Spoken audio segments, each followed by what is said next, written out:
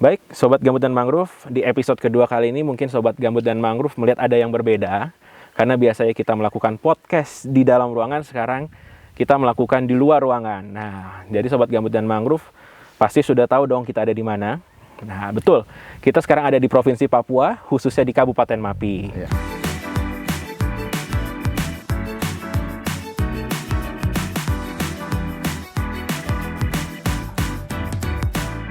Dan bukan on the groove namanya juga kalau kita tidak mendatangkan narasumber yang spesial. Nah, tanpa berlama-lama lagi, yuk kita sapa narasumber kita.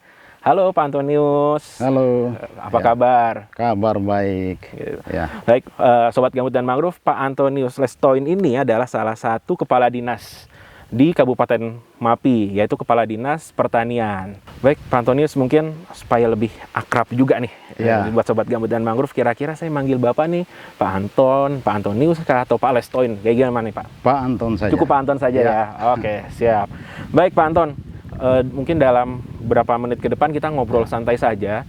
Jadi memang di topik podcast pada kali ini, khususnya di On The Groove, kita akan membahas mengenai surga sagu di tanah Papua. Betul sekali. Nah, tapi sebelum masuk itu Pak, saya pernah mendapat informasi bahwa Kabupaten Mapi ini memiliki julukan, yaitu adalah kawasan atau kota sejuta rawa. Betul sekali.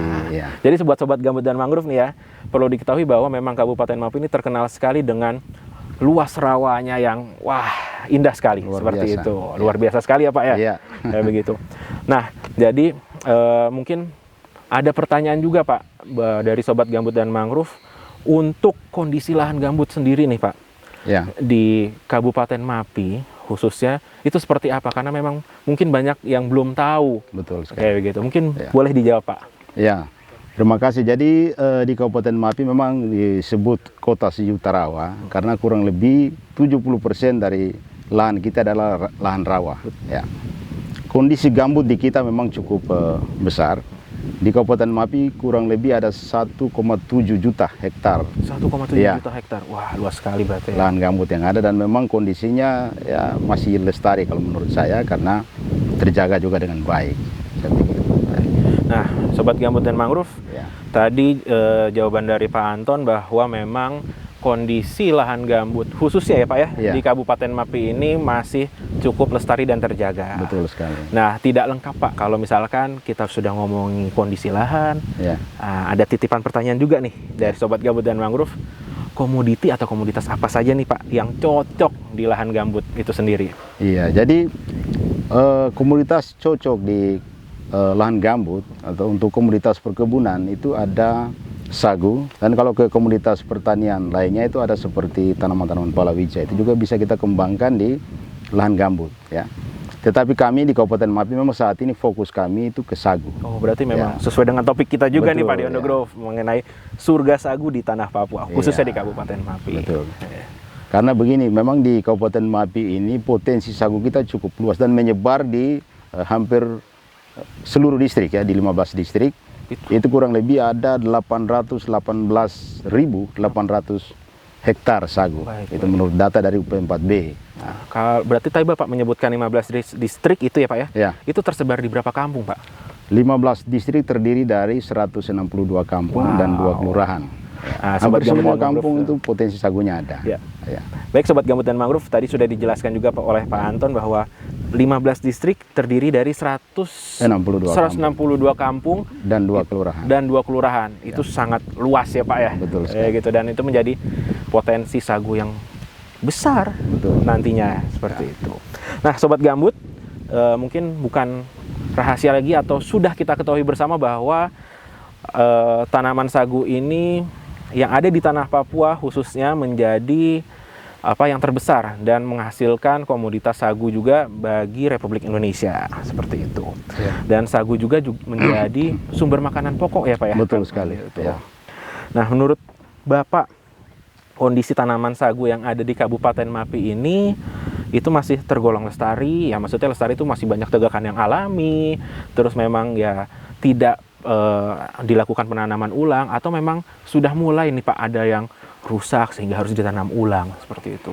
Kalau kondisi sagu di Kabupaten Mapi menurut saya terutama di kampung-kampung yang jauh itu masih terjaga, kelestarian masih terjaga. Baik.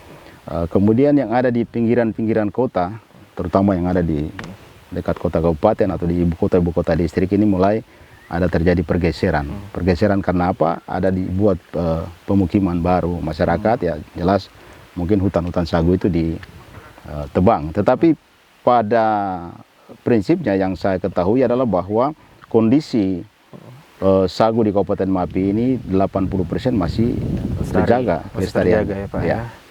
Nah, berarti kan ada 20% nih Pak. Ya, Nah, berarti kan otomatis kita harus melakukan upaya betul sekali. upaya pelestarian. Nah, dari pihak Pemda sendiri, Ya. itu apa saja sih Pak program yang sudah dilakukan untuk melakukan pelestarian itu untuk menjaga tanaman sagu? Jadi program kegiatan dari Pak Bupati dan Wakil Bupati lewat visi misi, salah satunya visi keempat adalah bagaimana kemandirian pangan.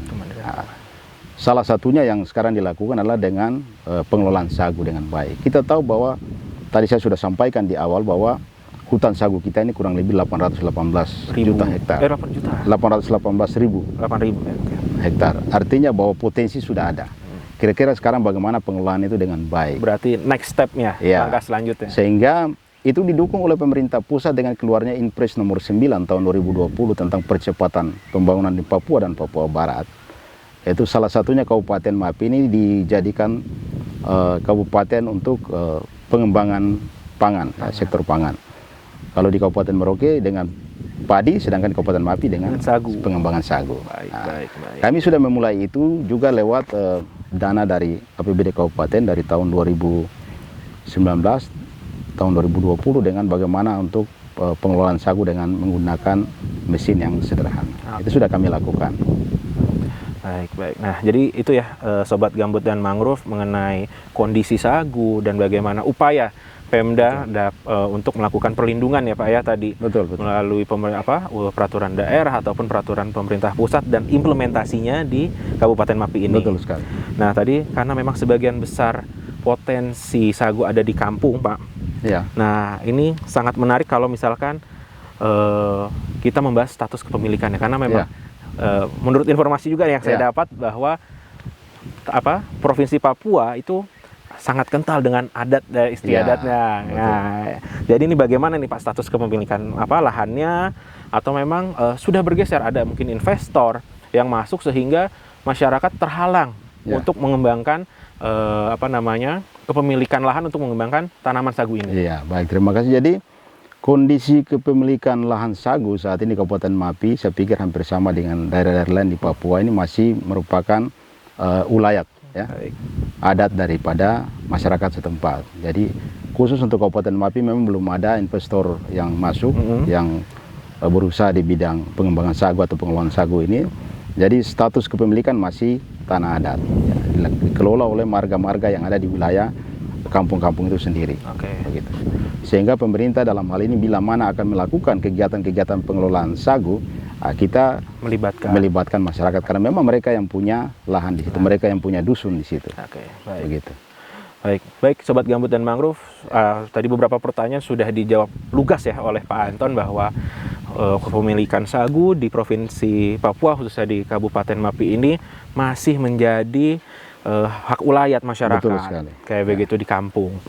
Nah, dan sebagai informasi juga bahwa tanaman sagu itu tidak hanya batangnya saja ya Pak, ternyata yang dimanfaatkan, diambil hasil, diekstrak itu menjadi tepung sagu. Namun setahu saya bahwa memang mungkin ada beberapa atap atau genting itu dari daun yang dikeringkan, begitu. Nah, jadi ini istilahnya sangat bermanfaat sekali gitu ya. Mungkin dari setiap bagiannya itu kita bisa katakan dapat termanfaatkan semua. Betul. Nah, di pertanyaan selanjutnya Pak, sagu ini untuk masyarakat Mapi, khususnya masyarakat tradisional di kampung, sagu ini dipandangnya sudah menjadi sumber mata pencaharian untuk peningkatan ekonomi, atau memang masih hanya sebatas pemenuhan kebutuhan hidup saja Pak? Baik, jadi pada periode-periode yang lalu memang sagu ini hanya untuk pemenuhan kebutuhan pangan dari keluarga. Tetapi pada perjalanan waktu memang dengan kondisi saat ini memang masyarakat dituntut untuk bagaimana menggerakkan ekonomi kerakyatan untuk pemenuhan kebutuhan ekonomi, Baik. sehingga sagu ini dijadikan sebagai salah satu sektor unggulan di tingkat keluarga untuk bagaimana mendapatkan hasil untuk pemenuhan ekonomi tadi. Peningkatan Jadi ekonomi, baik. selain untuk pemenuhan kebutuhan gizi juga mereka jual untuk kebutuhan ekonomi rumah tangga. Itu yang terjadi saat ini. Berarti bisa dikatakan sudah bergeser ya Pak, yang tadinya hanya kebutuhan dasar hidup saja, mungkin hanya konsumsi pribadi, sekarang sudah mulai diolah dan dijual. Seperti itu. Nah, ini kebanyakan masyarakat ini mengolah ini mentahnya saja Pak, karena kan kalau setahu saya itu ketika setelah diekstrak, ditebang, diperas sarinya itu ya sudah kayak begitu didiamkan jadi tepung. Atau memang masyarakat MAPI ini sudah mulai bergeser misalkan menjadi produk olahan setengah jadi Pak, kayak begitu. Sampai dengan saat ini memang di Kabupaten MAPI pengelolaan sagu hanya masih sebatas sampai pada pati sagu basah. Pati sagu basah. Ya. Kemudian dijual di pasar-pasar lokal yang ada baik di kabupaten maupun di distrik-distrik yang ada. Pemerintah telah melakukan satu terobosan yang lain, itu adalah bagaimana agar supaya masyarakat tidak hanya pada produk akhirnya adalah tepung atau pati sagu, tetapi dia bergeser kepada produk setengah jadi, yaitu tepung sagu. Kami sudah memulai itu di tahun 2019 dengan membangun satu unit pengolahan hasil sagu, ya, UPH sagu di tingkat Kabupaten MAPI. Terus ada juga bergeser di tahun yang sama di Senggo di 4 distrik yang lain. Dan yang sudah berjalan ini di ibu kota Kabupaten MAPI, itu produk akhirnya sudah ada tepung sagunya. Tepung sagu, berarti sudah mulai diolah ke setengah jadi dari tadi pati basah menjadi tepung kering, gitu ya Pak ya. Nah, tadi kita sudah sebutkan nih Pak, apa manfaat selain batangnya, terus pelepahnya, daunnya, ranting segala macam. Ada nggak sih Pak dari pihak Pemda ini mendorong selain batangnya deh, misalkan kita buat kerajinan atau seperti apa, itu sudah ada ya Pak? Sampai saat itu memang belum. Untuk kerajinan lain belum. Kita masih fokus untuk pengelolaan batang sagu untuk menjadi pati sagu ini saja. Kalau memang penggunaan pelepah dan daun ini memang yang alamiah mereka selalu lakukan, itu untuk kebutuhan di rumah tangga mereka. Pelepahnya jadi untuk dinding rumah, terus kemudian daunnya untuk atap rumah. Itu sudah dari dulu seperti itu mereka lakukan untuk kebutuhan di rumah mereka. Itu. Baik, makasih banyak Pak Anton tadi penjelasannya. Dan tadi kan sebatas batang saja nih Pak. Nah, ini akan menjadi menarik buat Sobat Gambut dan Mangrove semua ketika mengetahui bagaimana proses awal mulanya nih Pak. Karena kan mungkin sebagian besar masyarakat di Indonesia taunya ya tepung sagu saja nih. Tapi kan prosesnya kita tidak pernah ketahui. Nah, mungkin di podcast ini Bapak bisa jelaskan Pak, proses mulai dari panen hingga sampai ke produk setengah jadinya tadi tepung sagu itu. Jadi proses pengolahan sagu, kita tahu bahwa sagu itu dipanen pada umur kurang lebih 10 sampai 12 tahun. 10 sampai 12 tahun. Itu sagu dipanen rata-rata seperti itu. Kemudian setelah panen, kebiasaan masyarakat di sini adalah diolah dengan secara tradisional. Caranya seperti apa? Itu dengan memangkur sagu. Kebiasaan masyarakat di sini untuk satu pohon itu bisa 4 sampai 5 hari. Satu batang pohon? Satu batang pohon itu mereka pangkur secara tradisional. Tapi kebiasaan mereka tidak hanya dilakukan oleh satu orang, tetapi biasa melibatkan yang lain. Jadi kurang lebih ada 3 sampai 4 orang memangkur satu pohon sagu. Berarti berkelompok ya Pak? Berkelompok. Kemudian nanti kalau misalnya mereka panen sagu di tetangga yang lain, mereka juga berkelompok membantu ke yang lain. Karena itu memang agak sulit untuk memangkur sagu satu pohon secara tradisional. Dengan tadi yang dibantu oleh pemerintah dengan adanya kegiatan penyiapan UPH sagu, itu mempermudah masyarakat. Jadi masyarakat cukup menebang sagu, kemudian diantar ke UPH tadi, kemudian diparut, ada mesin di sana. Diparut. Berarti sudah ada mesinnya Pak, maksudnya sudah disiapkan oleh pemerintah daerah. Hanya masih satu yang tadi saya sampaikan, hanya baru satu di ibu kota kabupaten. Dan sudah kita merambah di tahun 2020, kita sudah ada 3 lagi UPH di distrik yang lain. Kemudian lewat APBN juga dibangun, ada kurang lebih 4 di tahun 2021 kemarin, ada 4 yang dibangun, tetapi mulai nanti di pertengahan 2022 ini baru berproses. Karena kita harus lakukan pelatihan-pelatihan yang baik kepada mereka untuk pengolahan alat. Jadi rata-rata di kampung-kampung yang ada di Kabupaten Mapi memang pengelolaan sagu ini masih secara tradisional. Masih tradisional. Itu sudah bisa dibilang menjadi tradisi ya Pak ya, dari turun temurun, mungkin Betul. dari zaman dahulu kalanya kayak Betul. begitu. Nah, jadi tadi kita sudah bicara banyak produk olahan, terus ininya, tapi kita belum pernah bahas nih Pak. Ya. Kebanyakan orang itu taunya sagu itu papeda. Iya. Nah, betul. ini menjadi menarik juga Sobat Gambut dan Mangrove. Selain papeda mungkin banyak sekali makanan-makanan yang dibuat dari sagu atau olahan sagu gitu ya. Nah, dan itu juga sering disantap oleh masyarakat tradisional khususnya di Provinsi Papua. Dan kabarnya juga menjadi komoditas ketahanan pangan ya Pak, sagu ini. Betul sekali. Itu. Nah, kalau misalkan kita melihat Pak, kalau bisa bicara masyarakat tradisional dari dulu sampai sekarang, kebanyakan memang sagu menjadi komoditas utama dan menjadi bahan makanan pokok. Betul sekali. Cuma kira-kira sudah bergeser nggak sih Pak tradisi tersebut atau kebiasaan masyarakat kampung khususnya di Kabupaten Mapi ini, sagu ya sudah, karena mungkin sudah mengenal padi atau beras, kebiasaan makan sagu itu sudah mulai ditinggalkan kayak gitu. Iya, jadi sebenarnya pola konsumsi masyarakat di Kabupaten Mapi ini kalau di kampung-kampung itu masih sagu menjadi makanan pokok ya, yang memang setiap hari mereka lakukan itu. Tetapi pada beberapa tempat, katakan misalnya di ibu kota kabupaten atau di ibu kota distrik, ini memang pola pergeseran konsumsi sudah terjadi. Sudah terjadi, jadi dari pola konsumsi sagu sudah bergeser kepada beras. Nah, ini memang permasalahan pokok ketika kita tanya kenapa sampai itu bisa terjadi, karena pengelolaan sagunya ini yang berat tadi, yang tadi saya sampaikan, 4-5 hari hanya untuk mengolah satu pohon sagu. Satu batang lagi. Satu batang sagu. Kalau misalnya mereka punya uang 100.000, mereka ke toko bisa dapat 10 kilo beras di hari itu. Itu yang membuat terjadi pergeseran pola konsumsi masyarakat. Sehingga memang di situ dibutuhkan intervensi pemerintah untuk bagaimana untuk pengelolaan itu agar supaya mereka ini sagu mereka ini bisa termanfaatkan dengan baik. Baik. Nah, tadi kan sudah mulai bergeser Pak. Dan tadi saya juga sebutkan banyak olahan selain papeda. Ada nggak sih makanan khas dari Mapi nih?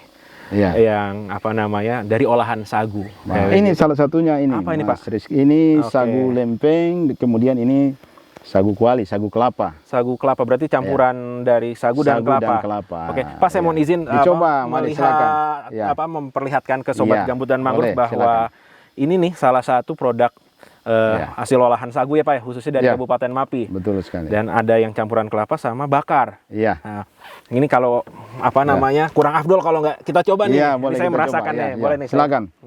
Ini tadi sagu apa Pak? Yang kelapa ini? Sagu kelapa, sagu kuali. Sagu kuali. Saya coba ya. Oke, Sobat Gambut dan Mangrove pasti penasaran nih.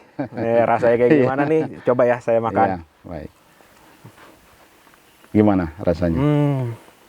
Ya rasa sagu sih Pak. Pasti rasa sagu. Tapi mungkin kalau misalnya ada tambahan makanan kayak ikan kuah kuning nih pasti mantap ini rasanya. Itu yang bagus itu. Buat Sobat Gambut dan Mangrove yang nanti berkesempatan untuk datang ke Provinsi Papua, khususnya ke Kabupaten Mapi, kurang afdol rasanya kalau tidak nyobain namanya sagu kelapa. Sagu kelapa gitu. Nah, ini gurih sih, rasanya gurih banget emang. Kayak gitu. Kalau yang ini sagu lempeng. Sagu lempeng ini dibakar kan? Ya, dibakar. Dan ini bisa bertahan 3-4 bulan sagu ini. 3-4 bulan tanpa bahan pengawet, Pak? Iya, tanpa bahan pengawet. Iya. Ini sagu lempeng tadi ya. Kalau tadi yang saya makan pertama itu adalah sagu kelapa. Ini rasanya lebih keras. Iya. Makanya bisa bertahan lama. Bertahan lama. Karena kering kali ya? Ya, kering. Tapi kalau ini dicelup ke kopi enak ini nampaknya ini. Nah, karena ada kopi di depan kita nih Sobat Gambut dan Mangrove. Nah, kita coba nih. Iya, boleh silakan. Ada kopi.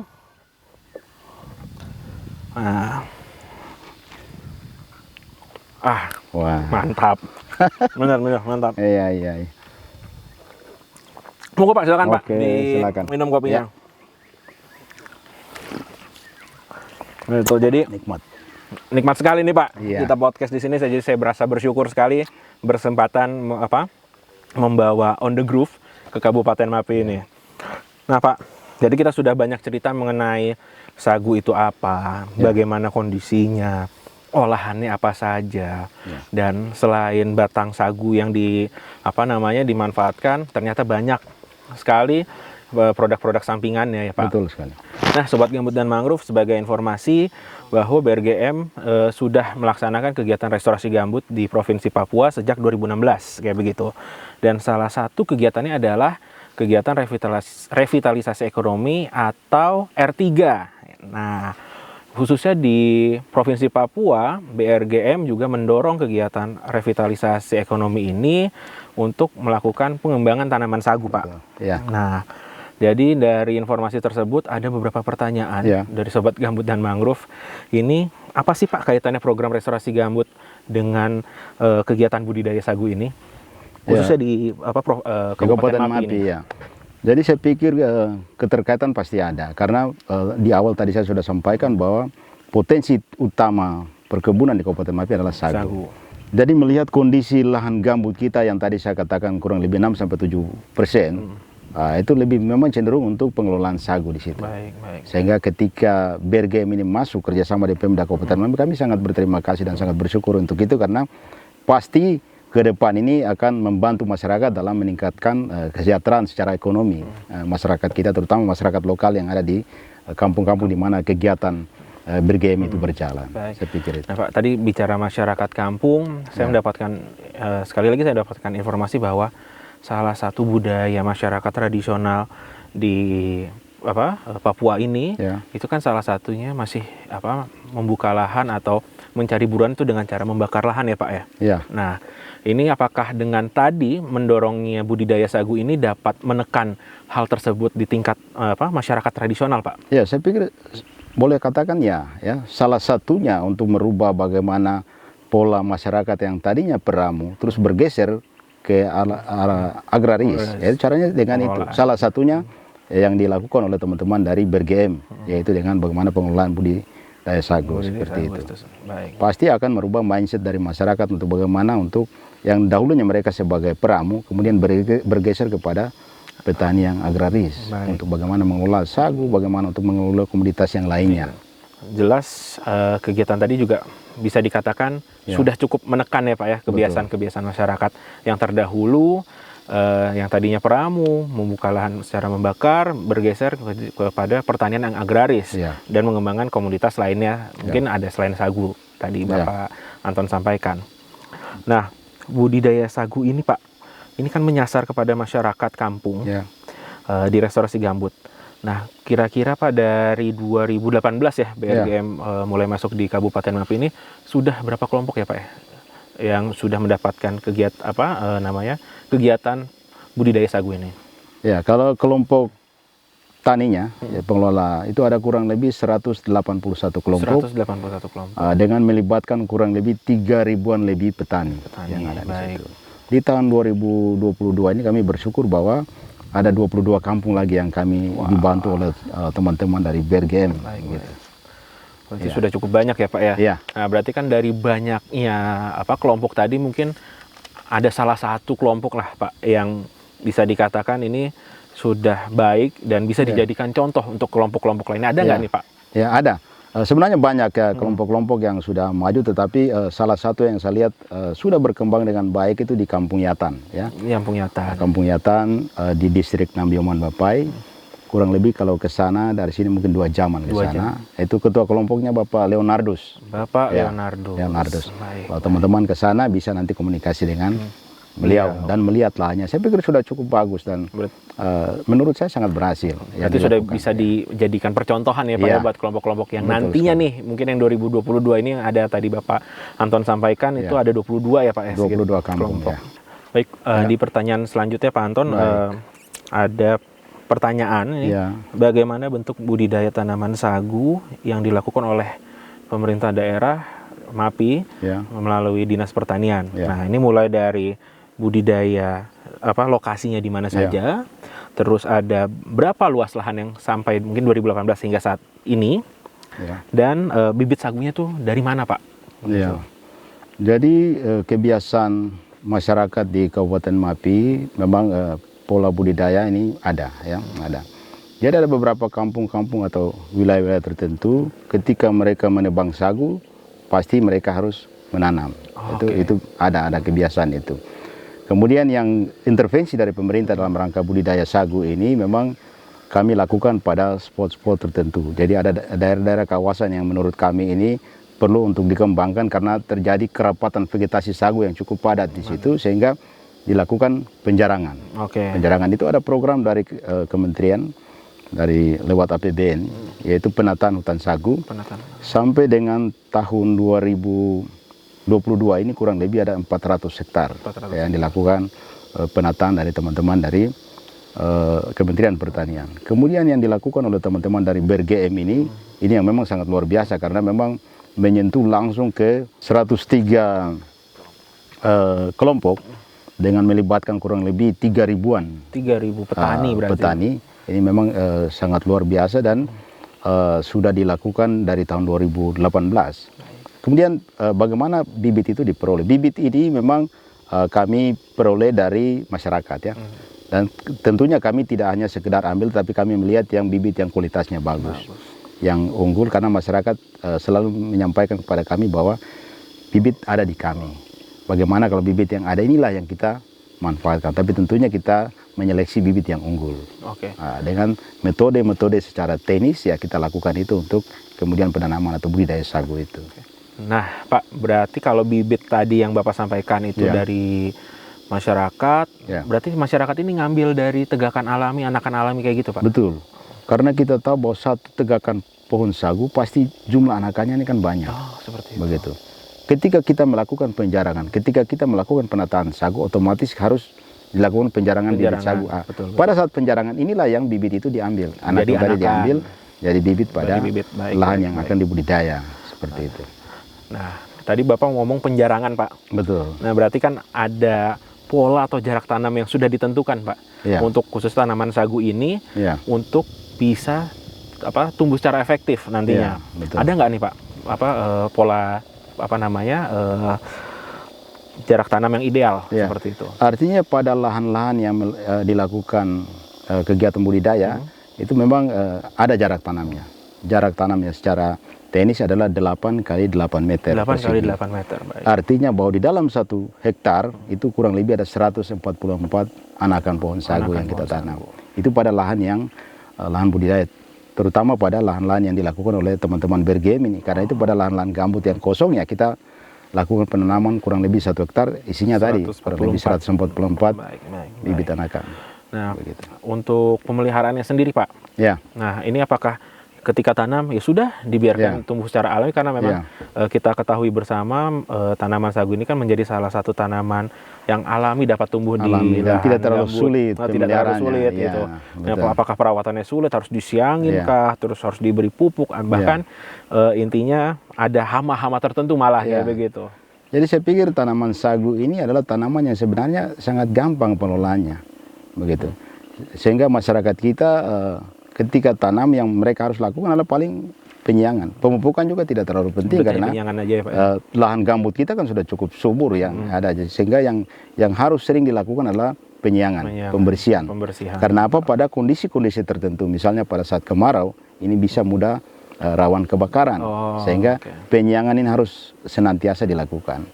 Kemudian juga di samping penyiangan juga bagaimana kita ada penanaman komunitas lain di sela-sela sagu.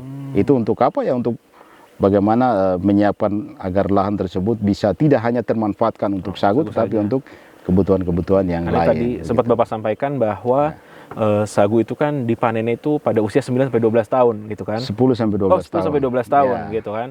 Dan itu adalah waktu yang cukup lama ketika kita menanam bibit atau anakan itu kan, masyarakat tidak dapat langsung menikmati nih manfaatnya. Jadi memang pemerintah daerah sendiri pun mendorong melakukan penanaman selain anakan bibit sagu tadi ya Pak, ya, dengan komoditas lainnya seperti itu.